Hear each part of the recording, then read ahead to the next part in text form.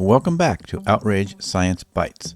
I'm David Beckmeyer, and this is day 12 of our 30-day challenge, continuing our deep dive into the complex world of bridging our divides. Among other things in the series, we've talked about how to disagree without being disagreeable. On day 6, we asked Melanie Tresick-King whether productive debate requires people to become more moderate. Today, we're circling back to that common question to bring in another voice and perspective on this critical challenge.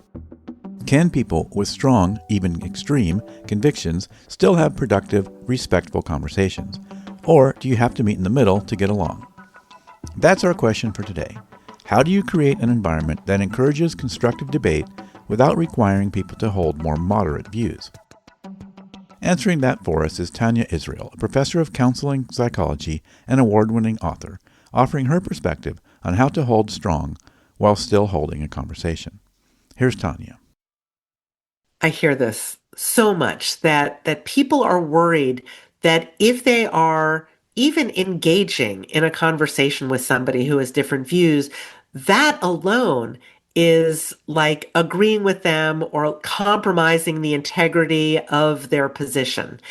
So one of the things to keep in mind is we don't have to change our minds about an issue to be able to be in conversation with somebody. And there's a stance that we call intellectual humility in my field of psychology. And intellectual humility means that you can hold a strong and even more extreme perspective, but still be respectful of and curious about views that somebody else has. And that's a really great stance, not just for going into dialogue across political differences, but for life.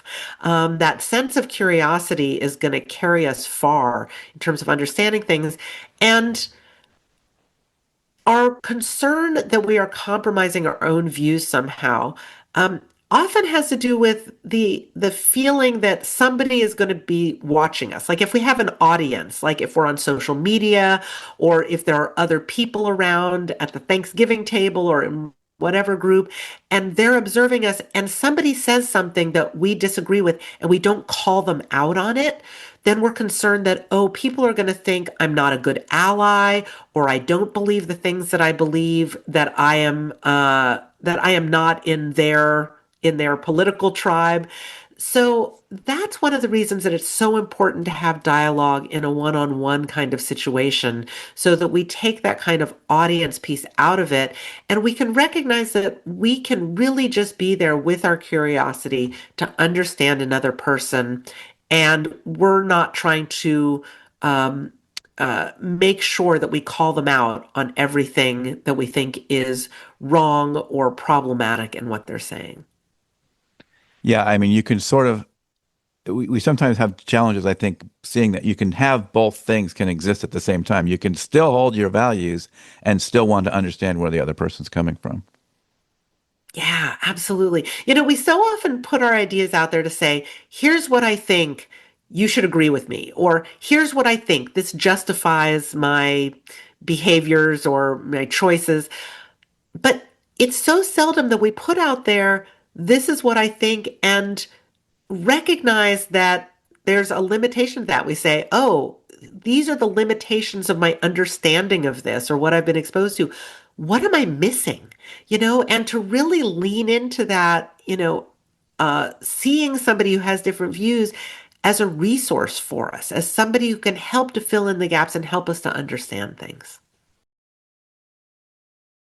That's all for today's episode of Outrage Science Bites. Stay curious, and until next time, I'm David Beckmeyer. Thanks for listening. If you enjoy these Science Bites episodes, you may enjoy the long-form Outrage Overload podcast at outrageoverload.net.